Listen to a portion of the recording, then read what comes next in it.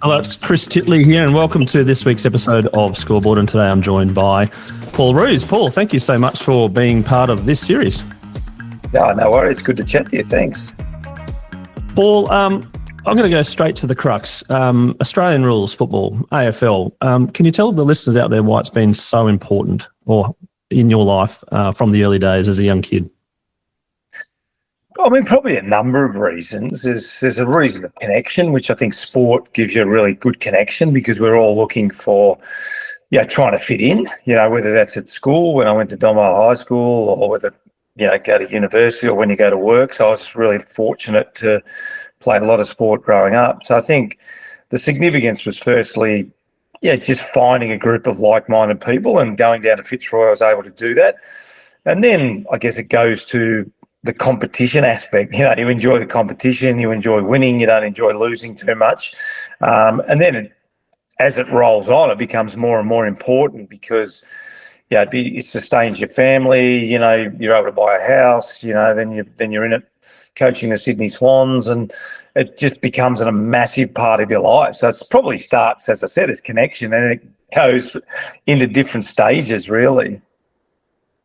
As a kid, that connection that you just mentioned about, do you remember when it started and how it started? I think the sport I always felt connected to sport, maybe because I was always pretty good at it, but I always loved being outside. I played basketball as well and tennis. I love tennis. I love basketball. I love football. To be honest, football was probably third. I love basketball probably first, and maybe then tennis and football equal second. But I just always loved running and competing and having fun and hanging out with my mates. And it seemed like a really good way to hang out with your mates, just shooting hoops and kicking the footy and playing tennis. So I think from an early age, I just felt really connected to my teammates, really. And when you're growing up playing basketball, did you have any aspirations as a kid to play professional basketball or professional football? Was that in the Paul Roos dream?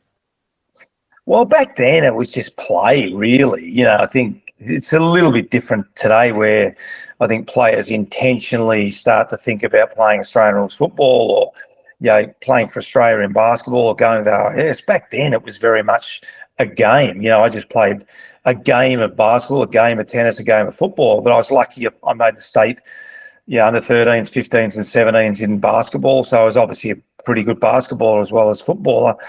But I never really thought about what I could do with basketball, probably because I got invited down to play with Fitzroy. My contemporaries, Damien Keogh was a year above me, Andrew Gaze was a year below, both Olympians, both, played against them growing up, more so Damien than Andrew. But I suppose for me it was just getting invited down to Fitzroy meant that was what I was going to do. I never thought about basketball playing for Australia because I guess, to think about yourself as one of the best 12 players in Australia, but also the fact that I was down at Fitzroy as a 16-year-old probably helped me make that decision anyway. And in regards to the enjoyment of the sport, which did you prefer at the time, at sort of 16? Probably basketball, because you were able to, you played indoors and the game was over in an hour and a half. And I remember going on tournaments where you'd play 5 or 6 games a weekend, which I loved, and you're able to train and you're able to shoot baskets, and probably purely enjoyment. I actually enjoyed basketball more than football. It was a line ball, but, just for those reasons, I just love playing basketball. And Paul, as an early sports person growing up, there's some traits that I've spoken to in my last episodes about the word resilience and how important that is. Can you talk about your involvement with resilience, and potentially at a young age, I suppose, and not being picked in particular teams to drive you a bit harder? Yeah, I think sport always teaches you resilience, because whether you're the best player or the worst player, you're on a team that wins or loses, And I think one of the things that's been taken away from kids is that winning and losing. And we're now looking at participation. And I think my boys started on the edge of, the Auskick not scoring. And guess what the first thing the kids said after the game? Who won? I mean, everyone wants to know who won. And I always used to say, if I umpired the games, it was a draw. And the kids would go, no, it wasn't. So everyone knows So I think the very nature of sport teaches you resilience, because we all have injuries, we all lose. Even the most successful players lose at different stages, and even the most successful players have injuries, and challenges. So I think the nature of sport means if you lose, in round one, you have to play again in round two. If you lose, even if you get to a grand final and you win the grand final, that happens very rarely. Lee Matthews had a really good saying. Even the most successful coaches have a win-loss ratio of 66% or 63%. So they're losing every third week. And even the best teams in the competition, using Brisbane Lions as an example, won 3 in a row and hadn't won until this previous. So I think sport just teaches you resilience because of the very nature of what it represents. And when you come off those games that you lose, I mean, do you still manage to have an element of fun out of it, I suppose, or is it you come off thinking, okay, how can I improve, and then you lose again, Is there a point where you go, oh, this is too hard, I sort of want to throw in the towel? Probably my time at Fitzroy was the hardest. We had problems off field financially. I think we started 0-10 one year. Players weren't getting paid on time. So that taught me a lot about that. And the reality, as you said, you had to keep on playing. You can't sort of go to the coach on Monday and say, look, we're 0-9 or 0-10 or whatever we were, and I'm not getting paid. I'm not turning up on the weekend. So those things, teach you a lot about life and resilience, because even though, my payments were often due in March or July or December, we got paid 3 times a year. And it might be middle of April and I hadn't got any money. Now, it wasn't like I couldn't turn up to the game on the weekend, because everyone would have known, well, Paul Roos hasn't turned up. I think I was captain of the club at that time, So, I remember those things. And whilst they were frustrating at the time, they certainly taught me really valuable lessons now. And when I look back and I realise not how fortunate I was, because you're never fortunate when you're not getting paid, or fortunate that you're playing in a bad team.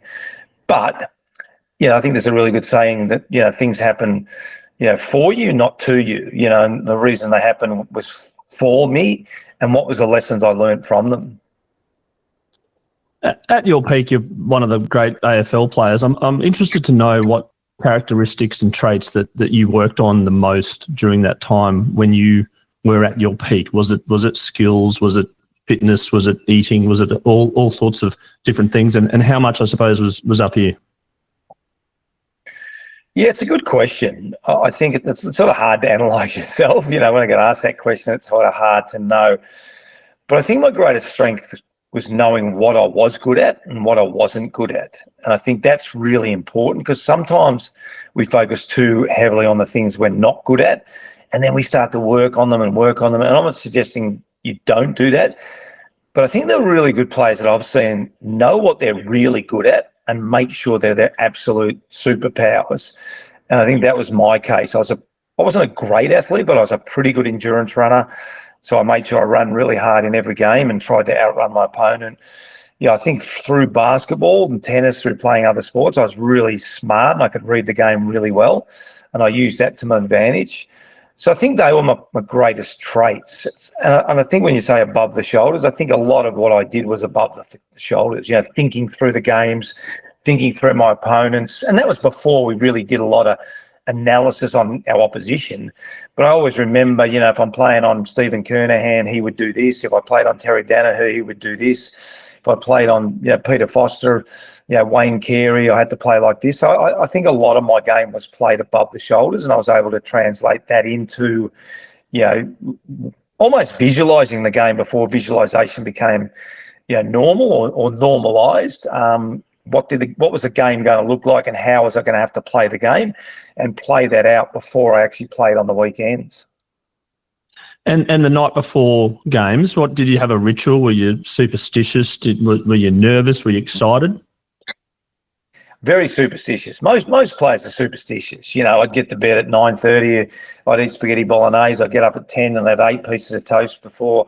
Yeah, everything's really, really superstitious before a game. I was never really nervous. I was pretty calm, probably more excited than nervous, because, you got to remember back when I was playing, training was almost harder than the games. So when you got to game day, it was almost a relief going, oh, fantastic. I actually don't have to train. I'm going to go and play a game today. And it was somewhat cathartic just to be able to go out and play your own game without a 2.5 hour, 3 hour session on a Tuesday night and the coach screaming and yelling at you and then getting off and trudging home and eating dinner at about 8 o'clock at night and getting to bed, then going to work the next day. So games were actually pretty cool because you're able to sleep in, you're able to get the footy on your own time, watch the seconds play, hang out with your mates, and then run out in the field, which was pretty cool. Paul, I'm interested in your time at Fitzroy and then moving to Sydney as an AFL, as a national game, and your time at Sydney and the way that Sydney progressed through that became the city in terms of AFL, and also now, obviously from Brisbane winning this year, that Brisbane-Sydney final, AFL is now a national game. Do you look back at the impact that Swans team had at the time? Yeah, no question. I think there's two things that I look back. I mean, look, more than two, but I think there's two significant things. In my time, I think Tony Lockett going to Sydney was incredibly significant. He was the biggest figure in AFL at the time, and Ron Barassi was up there, which was great. But then Tony coming in 96, I think, really put the Swans on the map, as well as the performance of making the grand final in 1996. I think that was enormous for the sport. We probably weren't ready to win a premiership because we started to gather support. And then obviously 2005, 9 years after playing in a grand final, then we had a lot more bolted on supporters, a lot more credibility, a lot more consistent, finals appearance, with Rodney Eade coaching 96 and through his tenure, and then myself. So I think we were ready to win it in 2005. As much as I would have wanted to love winning it in 96, I don't think the club was set up to win a premiership, or the AFL was set up to win a premiership.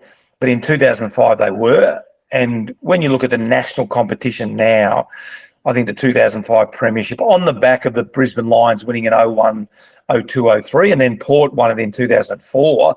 But the Northern States, what Lee Matthews did with his team in 1, 2 and 3, and then what we were able to do in 05 and 06, playing back-to-back grand finals, I think significantly cemented the AFL as a truly national sport, particularly in the Northern States, New South Wales and Queensland. Before we get into 05, I'm curious about 96, your experience looking back on it, the whole day, the whole fanfare of a grand final, what you did on the day, and I suppose the experience per se. Can you talk about that? Yeah, well, when I went to Sydney in 94, end of 94 for 95, I didn't think we'd ever play in a grand final. I thought we'd maybe make the finals, with Tony coming up, with Paul Kelly, Andrew Dunkley, Darren Creswell, Mark Bay, some young players coming in, some other really good players, Kevin Dyson, Stewie Maxfield, Craig O'Brien. So I thought we started the nucleus of the team, but I didn't think we'd ever play in a grand final in 96. So that was amazing for me, not having been able to do it at Fitzroy, played in preliminary final. And it's sort of then it becomes your best footy day and your worst footy day rolled up into one, which is pretty weird. Your best footy day because you're playing in a grand final, you're running out in the MCG, you're absorbing the atmosphere, which is just incredible. And then the siren goes to start the game and the excitement of playing in the game. And then there's a point for us in the last quarter where you realise you're not going to win, and then the siren goes. So then the disappointment and the realisation of how hard it is to get there. And then you start to think, gee, am I ever going to get there again? So it's a great day and a bad day all rolled up into one. It sounds like sport, the analogy, all in one day. Yeah, it is. I mean, if you sort of could put your career in one day, it probably is a great analogy of what it looks like. You get the highs, you get the lows, and if you win it, then it's extremely fortunate. If you lose it, you're disappointed. So, and that's what sport teaches you. That's what sport's all about. And as much as we want to win every game, as I said before, sport is a lot about bouncing back and losing. That's the nature of when you choose to become an athlete. That's what can happen. And Paul, when you retired from AFL, was it an easy decision? And then I suppose the transition post AFL into thinking about becoming a coach?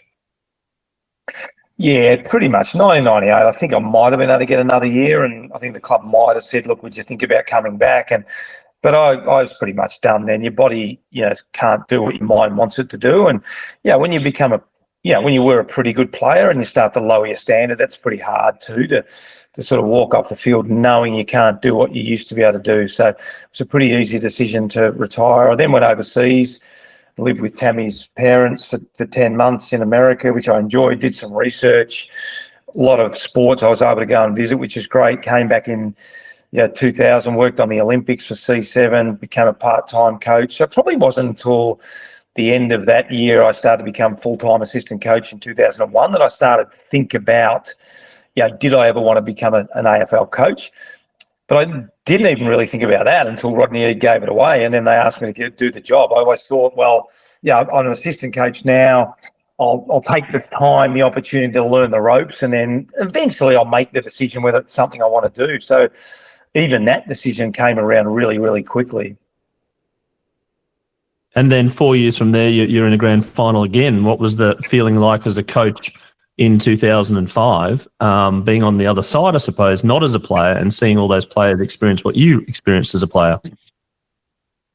Yeah, it's dramatically different. Like as a coach, you're relying on so many people, your board, your CEO, your footy department, the players, obviously, medical fitness, everyone within the organisation. As a player, as much as you are relying on your teammates, there's no question about that. A lot of what you do is individual. You prepare yourself well, you eat well, you train well, you turn up, and then you're relying on your teammates on game day. So it's dramatically different. But to win a premiership as a coach was just amazing. And then you realise, as I said, how much time and effort goes into it, not just the people of that year, but when you run on the ground and you see past players, past administrators, fans, members, sponsors. 70 odd years. Yeah, 72 years. And at the start of 2003, we were picked to finish on the bottom of the ladder. So it wasn't like we were expected to play in a premiership during that time. So, 72 years of past players, past administrators, members and sponsors, and then to run on the ground and the current group of players. I think you probably didn't realise the enormity of it at the time. You mentioned 72 years. And obviously, 69 years and 70 years and 71, and we'd heard the number over and over and over again. But I think until that happened, you probably didn't realise how many people were positively impacted by winning a premiership. And Paul, do you look back on that day? Do you have distinct memories of that day? Yeah, I do. I was really fortunate I sort of made a conscious effort the night before to try and, enjoy the situation, win, lose or draw, and because I'd done that. Everyone talks about being present, but I was really present after the game, and we stayed in the coach's box and we congratulated each other. I remember we were lucky. We actually coached during the time we were able to walk through the grandstand onto the ground, not go down the lift and then under the car park onto the ground. So I remember walking through the grandstand and seeing the smile of the fans cheering and hugging each other. And I remember getting on the ground, seeing family and friends and past players, administrators, current, and then getting the cup. And so the memories of the day are still very vivid in my mind, which is great. And Paul, the question around the end of your coaching career then about what to do after that. Now you've been a player and then you've been a coach, and did you have something in mind? Were you working on something? What's Paul Roos doing now? Yeah, well, I sort of always was interested in leadership and got always asked a lot about how you create a high-performing environment when I coached 2005 premiership, but also when I went to Melbourne. I think people were really impressed by what we were able to do at Melbourne and take a really, really bad team over 3 years. And, I think even some people said to me that was probably arguably a better effort than winning a premiership. They'd won 2 games and we got over 3 years to win 10, and then in 2022, I think it was, Simon Goodwin took them to a premiership. So, now I'm involved in a company called Performance by Design, which is a leadership company. We take a lot of those principles that we use from Sydney and Melbourne and transform them into the corporate world, which I really enjoy doing. And Paul, the similarities between sport and the corporate world. Sport, you have this one game, I suppose, every weekend. In corporate world, you're there 5 days a week and the weekend's the rest. But I'm sure there's a number of similarities. Yeah, absolutely similar now. I mean, sport became full-time for me and when I went to Sydney. So there's a transition from a semi-professional environment in the early 80s, mid-90s to fully professional in the mid-90s towards the end of that. So very, very similar. I mean, everyone's trying to create a high-performing team. What is culture? We're trying to reward good behaviours. We're trying to challenge poor behaviours. We talk about a culture code. Have you defined your culture? Do you know what it is? Are you building really strong relationships within your group? Are you having honest conversations? And really, the fundamentals of a high-performing team are exactly the same, whether that's the Sydney Swans, Melbourne Football Club, or some of the clients we work with. I'm going to touch on that for a second. Are you a goal setter? More process than goal setting. And I think I see them as the same thing. We will sort of set the process of what are the goals on the weekend, what do we have to achieve in order to win, and if we win enough games, then our goal is to play finals, and if we win enough games in finals, then our goal is so probably more around what is the process, which largely is about goal setting, but what are the daily things we have to do in order to achieve our monthly targets, and then our monthly targets in order to achieve our yearly targets. And the big, hairy, audacious goal, do you have that in the back of your mind, or is it just week by week? Yeah, I think you've always got to know where you're trying to head. There's no question about that. We always wanted to win a premiership, but we didn't largely talk about it. We always knew it was there, and I think that's the key to it. Because sometimes big, audacious goals scare people off. If you've got a goal of winning a premiership, which every team does, but if it's written on the board every single day and then suddenly you start 0-4, I think Brisbane are a really good example. Clearly they went into the season wanting to win a premiership, but at 2-5 or whatever they were, I'm sure Chris Fagan would have broken it down. So, guys, don't worry about where we're going in September. We've got to start to worry about how we start to enjoy practice, how we start to practice what we want to do on the weekend, and then how we want to execute on the weekend. So they would have started to break them down into a lot smaller goals, more process-driven. And I think that's what we largely did. Yes, we had a goal of winning a premiership. That was okay, and everyone understood that. But we didn't really talk about it too much because we had to work out what the things we did well on a daily basis and the things we did well on the weekend, which allowed us to win games and then allowed us to win the premiership. Paul, I'm going to throw some personality traits at you, and you can say yes or no, or just to finish things off. I'm going to start with the word competitive. Are you asking me, am I competitive, or do you need to be competitive? No, are you competitive? Yeah, 100%. I think you can ask my wife and kids whether I'm competitive, even now when I don't play sport. Yeah, absolutely competitive, yes. Confident. Yeah, I think I'm confident, but confidence is an interesting word. I mean, confidence often comes through preparation. If I'm prepared, I'm confident. If I'm not prepared, then I'm not confident. So my confidence comes through my preparation. Serious. Yeah, some people would say I'm serious. Some people would say I'm not, sort of thing. I think it depends on the setting. I think I have an ability to understand where I'm at and what I need to be. I've good self-awareness of my own personality, and I think I have good self-awareness of other people. So sometimes I'm too serious and sometimes I'm not serious enough. When you're on the field, were you selfish/arrogant? Did you have to be or not? That's a really good question. I think when you're a coach, you look at playing differently. I think even the most selfless players are fundamentally selfish because you have to be the best you possibly can. But then you've got a scale of on the field being super selfless. Brett Kirk, the Stewie Maxfield. Where did I sit in that? Probably during my career, I thought I was pretty selfless. When I finished my career, I probably see myself as more selfish player than a selfless player. Empathetic. Yeah, I think that was one of my strengths. I think as a coach and as a player, I always had the ability to understand what teammates were going through, understand how to get the best out of them, understand when to be critical of them, when to understand when I wrap my arms around them. So I think that was one of my strengths, definitely.